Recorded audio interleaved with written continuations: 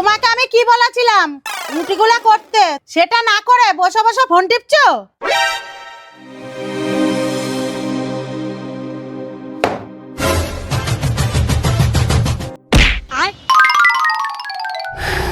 তোমার এই পণ্ডিত রানীকে না একদিন ঘাড় মটকে দেবো।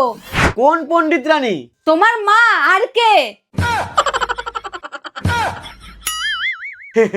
বাবু, তোমার মজা করার অভ্যাসটা আর গেল না। উনি যতটা মুখ চালায় না ততটা যদি হাত চালাতো তাহলে একাই ঘরে সব কাজ করে ফেলতে পারতো। আমি তোমাকে বলে দিচ্ছি, যেদিন আমার মাথা খারাপ থাকবে না সেই দিন তোমার মাকে আর খুঁজেও পাবা না। মা, দেখো এখনো এমন করছো, মনে হচ্ছে আমার পেছনে দাঁড়িয়ে আছে। হ্যাঁ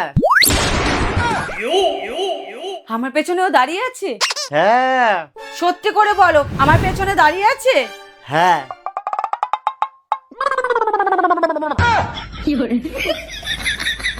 खत्म, टाटा, गुड बाय।